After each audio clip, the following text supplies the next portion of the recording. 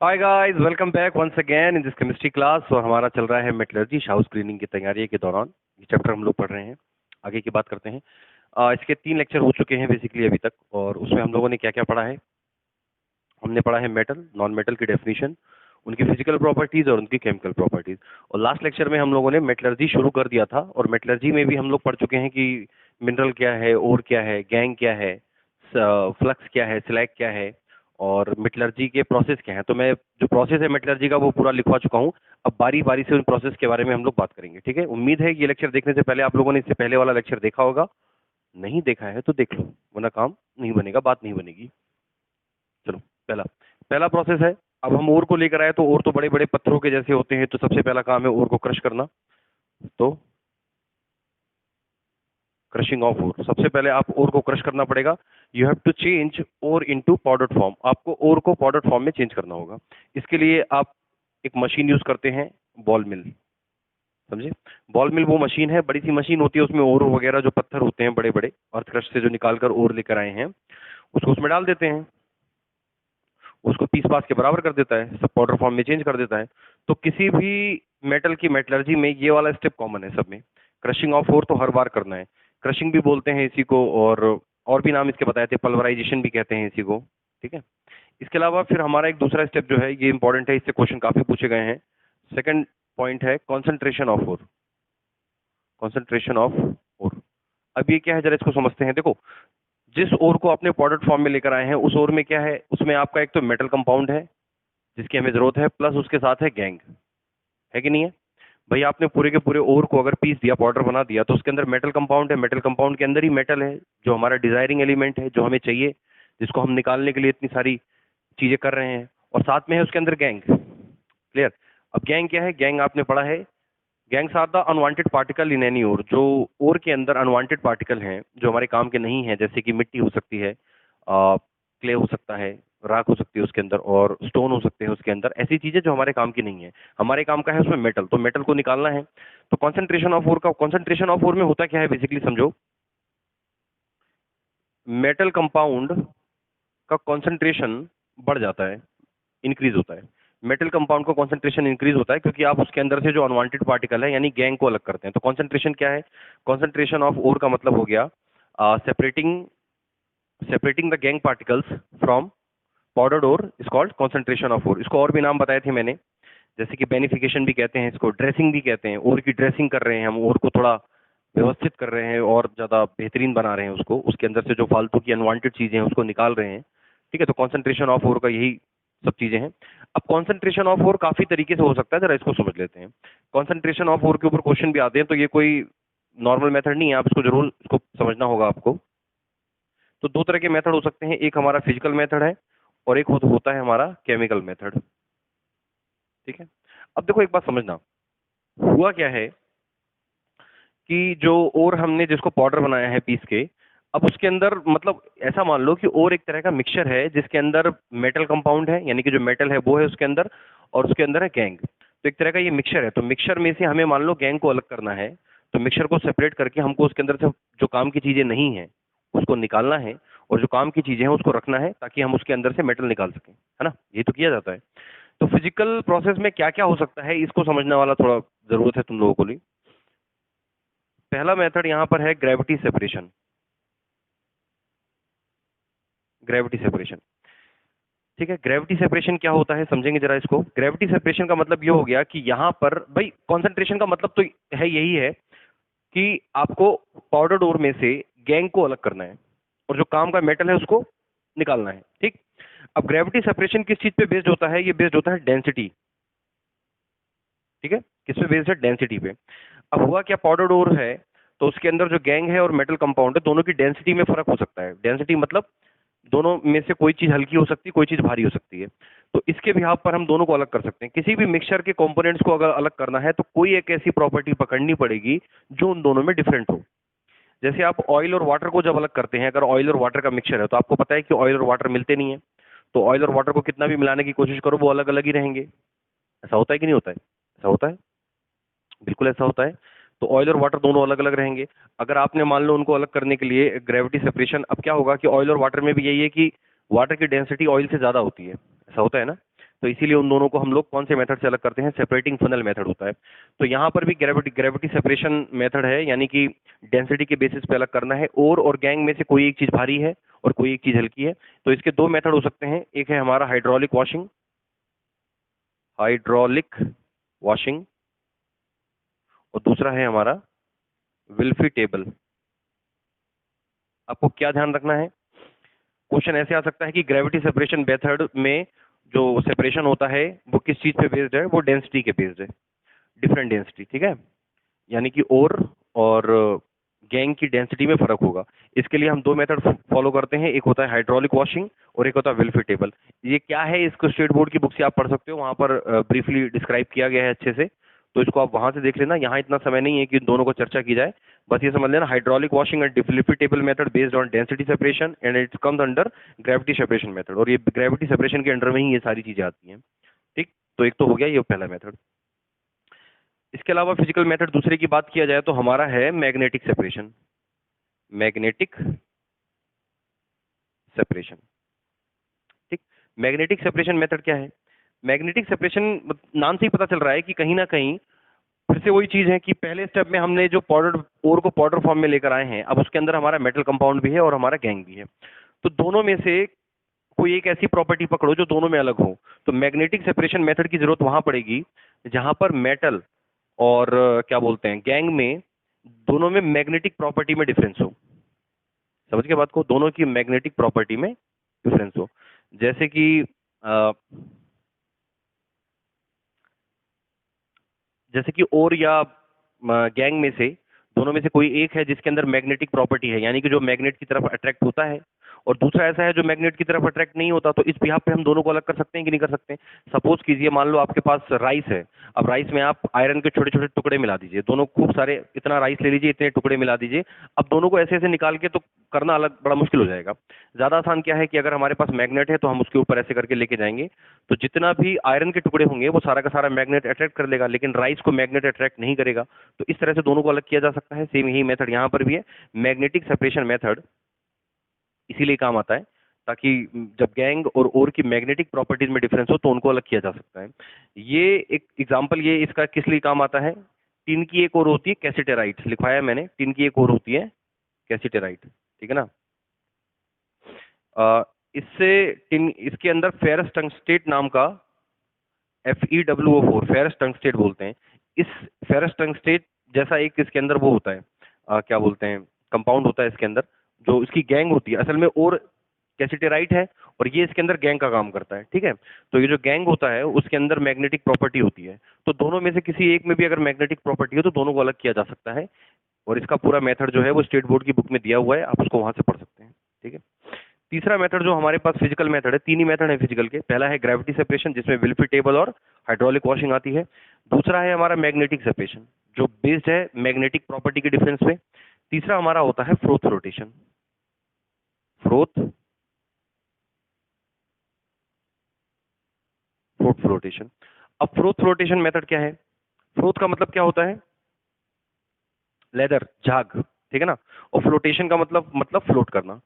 तो सिंपल सी बात है, फ्लोट फ्लोटेशन मेथड में क्या होता है कि वो पानी के अंदर ऑयल मिला देते हैं जिससे कि फ्लोट क्रिएट होता है, और उसमें बहुत तेजी से एगिटेटर से उसके अंदर हवा पास करते हैं जिससे उसके अंदर फ्लोट बनने लग जाता है।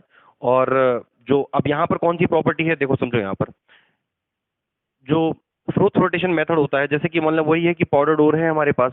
अब पाउडर डोर में से हमें गैंग को और मेटल कंपाउंड को अलग करना है। खेल वही है कि दोनों में से किसी एक की प्रॉपर्टी में, मतलब दोनों में से कोई एक प्रॉपर्टी हो जो दोनों की अलग अलग हो, तो दोनों में कॉमन ना हो। तो फ्लोट फ्लोटेशन में हम जो प्रोसेस जो है यहाँ पर, इसका प्रिंसिपल है वो डिफरेंट वेटेबिलिटी के ऊपर है। डिफरेंट वेटेबिलिटी कहने का मतलब ये है कि ओर और गैंग दोनों में से, यानी कि जो मेटल कंपाउंड है और जो गैंग है उसके अंदर, यानी कि जो अनवांटेड पार्टिकल है, उन दोनों की वेटेबिलिटी में फर्क होगा। दोनों में से एक चीज होगी जो ऑयल वेटेबल होगी, समझ गए, जो ऑयल में वेट हो जाएगी, और दोनों में से एक चीज होगी जो वाटर में वेट होगी। होगी कि नहीं होगी। तो ये किसके लिए यूज करते हैं, थोड़ा ये ध्यान रखना, ये क्वेश्चन बहुत बार पूछा गया है। फ्लोट फ्लोटेशन मेथड बना है स्पेशली सल्फाइड ओर के लिए।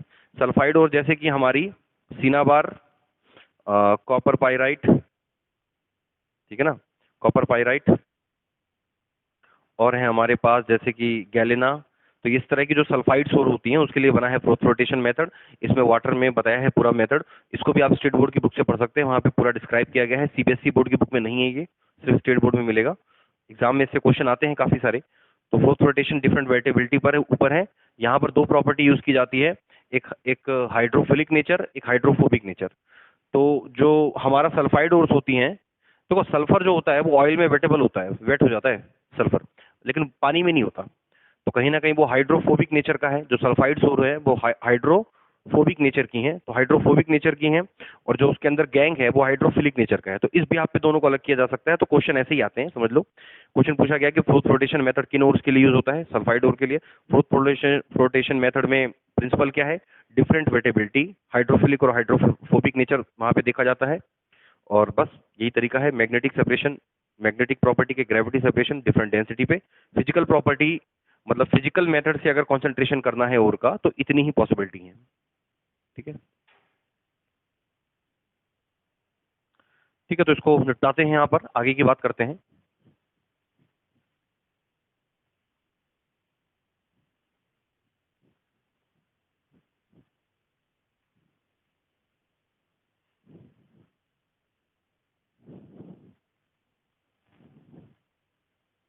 अगला है हमारा जो प्रोसेस, वो है लीचिंग। ठीक है, नेक्स्ट प्रोसेस है हमारा लीचिंग, जो केमिकल प्रोसेस है। ऐसे भी क्वेश्चन कई बार पूछा गया है कि आपको चार ऑप्शन दे दिया जाएगा और क्वेश्चन पूछा जाएगा which of the following method of concentration is chemical process. तो देखो, आपने इससे पहले अभी जितने भी मेथड पढ़े फिजिकल वाले में, उसमें कहीं पर भी कोई केमिकल रिएक्शन नहीं होती।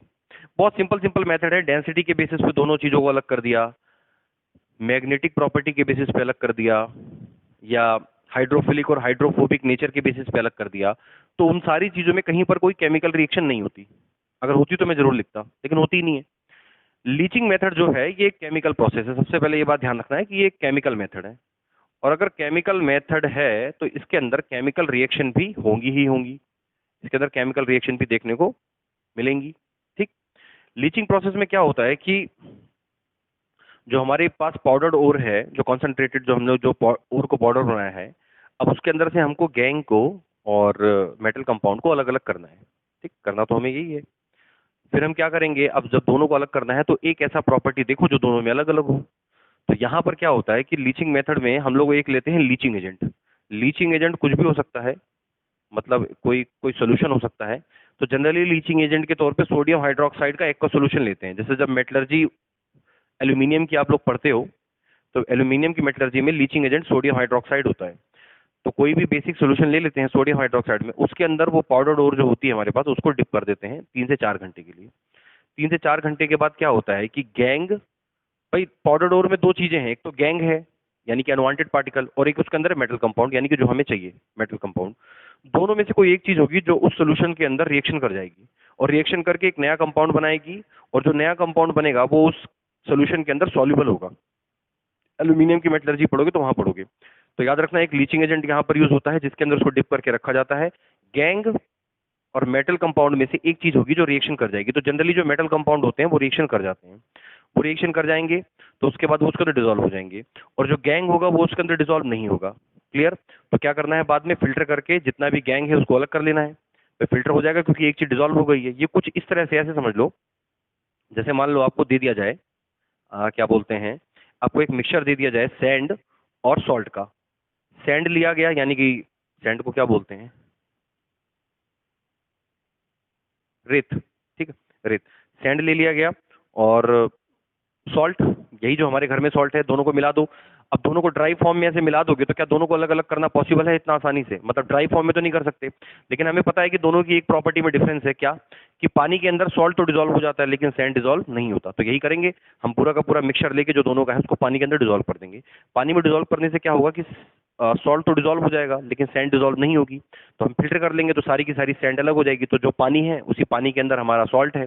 बाद में हम इवोपोरेट करके पानी को इवोपोरेट कर देंगे, सॉल्ट हमारा अलग हो जाएगा। तो इस तरह से दोनों चीजों को अलग किया जा सकता है ना। बस यही, ऐसे कुछ मेथड पकड़े जाते हैं। तो लीचिंग मेथड एक केमिकल प्रोसेस है जो यूज किया जाता है सोडियम हाइड्रोक्साइड, मतलब कोई लीचिंग एजेंट इसमें। और ये किस मेटल के लिए है? तो याद रखना, ये है एल्यूमिनियम के लिए, सिल्वर के लिए और गोल्ड के लिए। ये तीन मेटल हमारे मेनली हैं जिसके लिए हमें लीचिंग प्रोसेस हम लोग यूज करते हैं। तो ये पूरी बातचीत थी कॉन्सेंट्रेशन ऑफ ओर की, कि ओर का कॉन्सेंट्रेशन कैसा करना है। पहला है क्रशिंग ऑफ ओर को क्रश करो। दूसरा है कॉन्सेंट्रेशन करो। कॉन्सेंट्रेशन के लिए फिजिकल और केमिकल मेथड हो सकते हैं, फिजिकल मेथड पढ़ा दिए। केमिकल मेथड सिर्फ एक है जिसे बोलते हैं लीचिंग, और ये सारी बातें।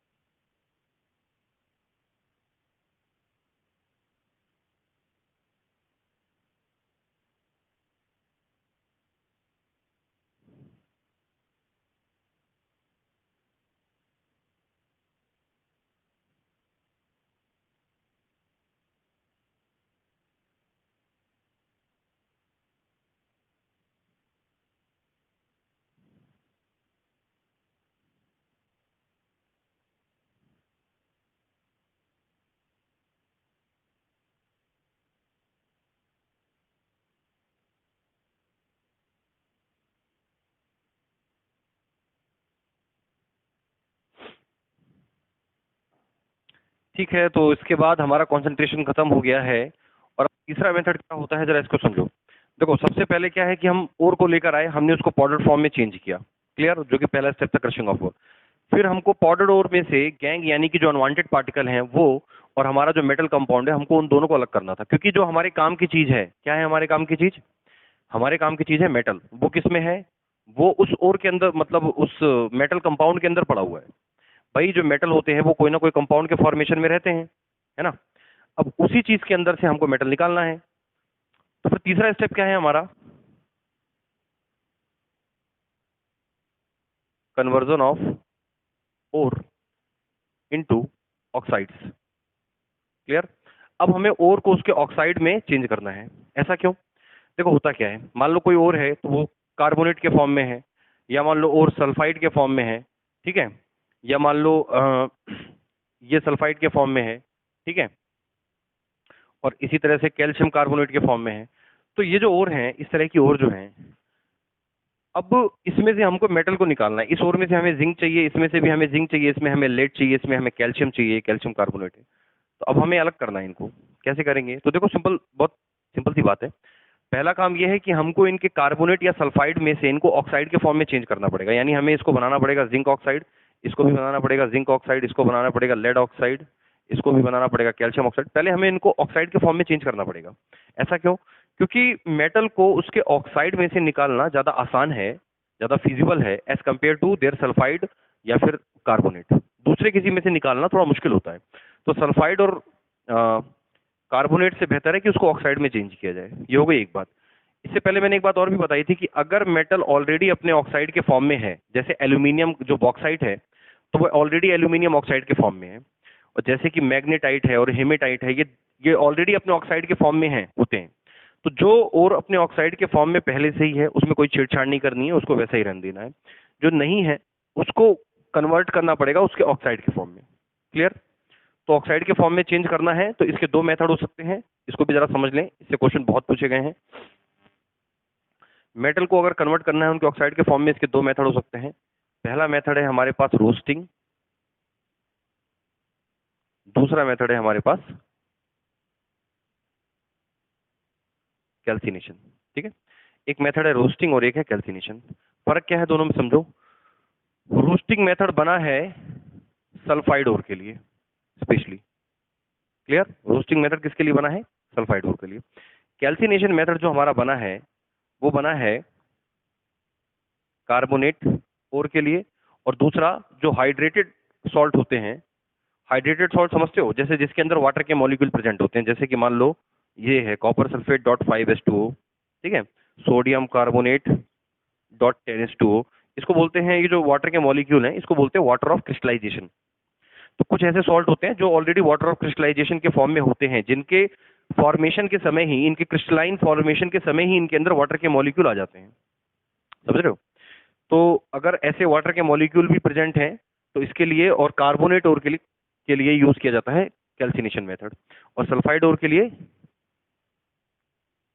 Roasting method. क्लियर? आगे क्या होता है इसमें? दोनों में एक चीज कॉमन है, हीट स्ट्रांगली। दोनों के अंदर ओर को स्ट्रांगली हीट किया जाएगा, यहां पर भी ओर को हीट स्ट्रांगली। ठीक, ये बात दोनों में कॉमन है कि कैल्सिनेशन या रोस्टिंग का मतलब तो यही है कि ओर को बहुत तेजी से गर्म करना है। फर्क बस ये है कि हीट स्ट्रांगली जब रोस्टिंग करते हैं तो एयर की प्रेजेंस में करते हैं, प्रेजेंस ऑफ एयर होनी चाहिए, यानी कि ओपनली ही ओर को किसी बर्तन में रख के ऊपर से खुला रखेंगे उसको, ताकि उसको एयर मिल सके और उसको तेजी से गर्म कर देते हैं। अगली बात सुनिए। और कैल्सिनेशन में heat strongly but absence of air, ये एयर की अब्सेंस में होना चाहिए, एयर नहीं होनी चाहिए, अब्सेंस ऑफ एयर। एयर की अब्सेंस मतलब किसी ऐसे कंटेनर में रखो जिस, और कंटेनर को बंद कर दो, ठीक है ना, ताकि उसके अंदर एयर ना जा सके। कंटेनर को पूरा पैक कर दो और तब उसको स्ट्रांगली हीट करो। तो ये दो तरीके हैं जिससे हम ओर को उसके ऑक्साइड के फॉर्म में चेंज कर सकते हैं। ठीक है, एग्जाम्पल देख लो। जैसे कि मान लो हमारे पास है जिंक सल्फाइड, या मान लो हमारे पास है क्या बोलते हैं, लेड सल्फाइड। इस तरह से मान लो कोई और है हमारे पास। अब अगर आप इसको एयर की प्रेजेंस में गर्म करोगे तो जाहिर है कि ऑक्सीजन से रिएक्शन कर जाएगा। जब इसको हीट करेंगे, हीट का साइन ये होता है, जब इसको हीट करेंगे तो एयर से रिएक्शन कर जाएगा, तो सल्फर ऑक्सीजन के साथ अलग हो जाएगा, तो बचेगा जिंक प्लस सल्फर डाइऑक्साइड। यहाँ क्या होगा नहीं सॉरी, ऑक्साइड के फॉर्म में चेंज होगा तो बनेगा zinc oxide plus sulphur dioxide. ये भी ऑक्सीजन ऑक्साइड के फॉर्म में चेंज होगा तो बनेगा lead oxide plus sulphur dioxide. अगर आपको लग रहा है कि सिर्फ सल्फर डाइऑक्साइड बनना था या जिंक अलग हो जाना चाहिए था, तो देखो ऐसा नहीं होता। ठीक है, इतनी आसानी से अलग नहीं होगा, अब इसमें और भी पापड़ बेलने पड़ेंगे। यहाँ पर इस प्रोसेस में सिर्फ ये अपने ऑक्साइड में चेंज होगा, जिंक सल्फाइड या लेड सल्फाइड की जगह ये अपने ऑक्साइड में चेंज हो जाएगा। रिएक्शन बैलेंस नहीं है, बैलेंस कर लेना, वो आप लोगों को आता होगा। यहाँ पे एग्जांपल देखो, जैसे मान लो है हमारे पास जिंक कार्बोनेट, मान लो हमारे पास है आयरन कार्बोनेट, इस तरह के। तो इसमें एयर की प्रेजेंस नहीं रहनी चाहिए, इसको बस ऐसे ही हीट कर दो तो क्या हो जाएगा, ये बन जाएगा जिंक ऑक्साइड प्लस इसके अंदर से रिलीज होगा कार्बन डाइऑक्साइड। ये भी बन जाएगा आयरन ऑक्साइड प्लस इसके अंदर से भी रिलीज होगा कार्बन डाइऑक्साइड। देखा? तो ये एक बहुत ही इंपॉर्टेंट प्रोसेस है, और मेटलर्जी का ये तीसरा स्टेप है जहां पर हम मेटल कंपाउंड को, यानी कि जो भी ओर है उसको उसके ऑक्साइड के फॉर्म में चेंज करते हैं। हम ऐसा क्यों करते हैं? क्योंकि मेटल को उसके ऑक्साइड से ऑब्टेन करना ज्यादा आसान है एज कंपेयर टू उसके सल्फाइड या कार्बोनेट से। क्लियर? और ये दो मेथड हो सकते हैं, एक है रोस्टिंग, एक है कैल्सिनेशन। रोस्टिंग बना है सल्फाइड ओर के लिए। रोस्टिंग कैसे की जाती है? ओर को तेजी से गर्म करना है, बहुत स्ट्रांगली हीट करना है एयर की प्रेजेंस में। कैल्सिनेशन में C for calcination, C for carbonate, याद हो जाएगा। ठीक है ना? एक को याद कर लो, दूसरे का तो फिर वही होगा जो बचा। और हाइड्रेटेड सॉल्ट को भी इससे किया जाता है, और इसको स्ट्रांगली हीट करेंगे एयर की एब्सेंस में, यानी कि बंद कंटेनर में करना है, और इस तरह से हो जाएगा।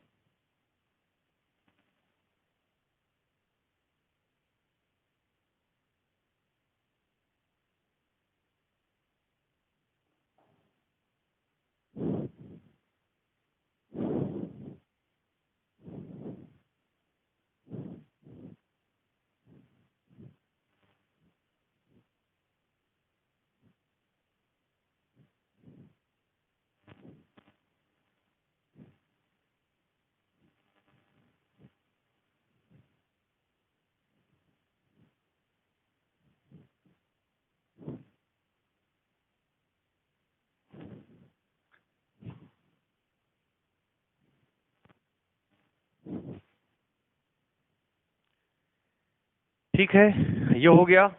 इसके बाद लास्ट में हमारे पास बचता है, अब फाइनली हमारे पास क्या है।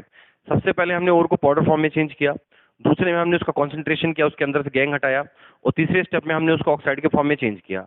अब फाइनली हमारे पास क्या है? हमारे पास है मेटल ऑक्साइड। ठीक है, अब हमको मेटल ऑक्साइड में से ऑक्सीजन को निकालना है और मेटल को प्राप्त करना है, यही करना है। किसी भी चीज में से ऑक्सीजन रिमूव करने को बोलते हैं रिडक्शन, यानी कि अब हमको करना है रिडक्शन ऑफ मेटल ऑक्साइड्स। जो मेटल ऑक्साइड्स हैं अब उनका रिडक्शन करना है, यानी कि उनके अंदर से ऑक्सीजन को हटाना है। अब इसके लिए अलग अलग तरीके हो सकते हैं, वो डिपेंड करता है कि मेटल कैसा है। ठीक, मेटल हमारे पास तीन कैटेगरी के हो सकते हैं, जैसे कि मेटल रिएक्टिविटी सीरीज में यहां पे लिख देता हूं।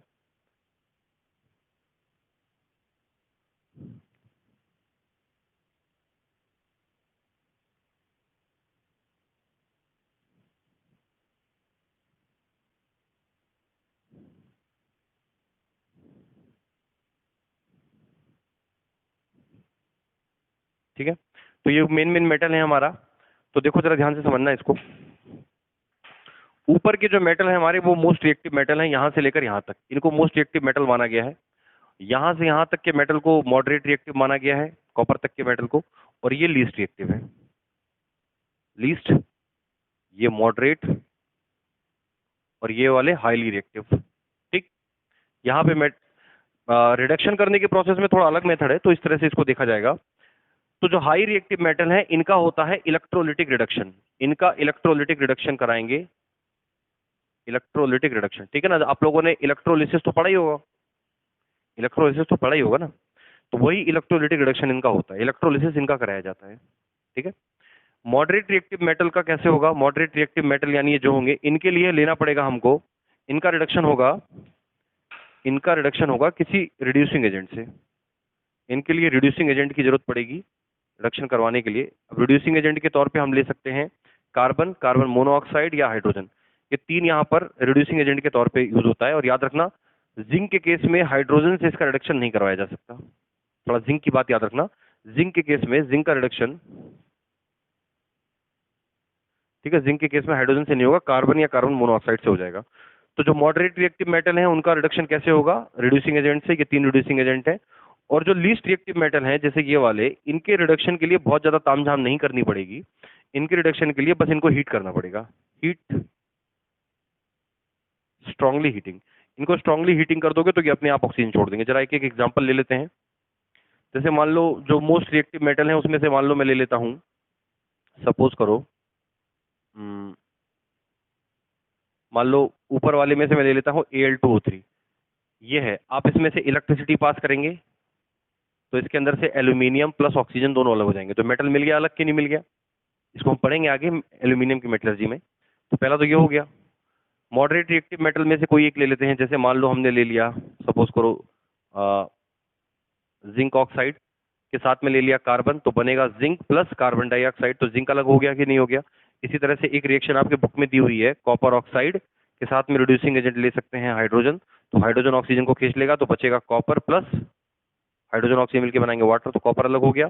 और जो लीस्ट रिएक्टिव मेटल है उनमें से कोई ले लो, जैसे कि मान लो ले लिया हमने HgO, मर्क्यूरी ऑक्साइड।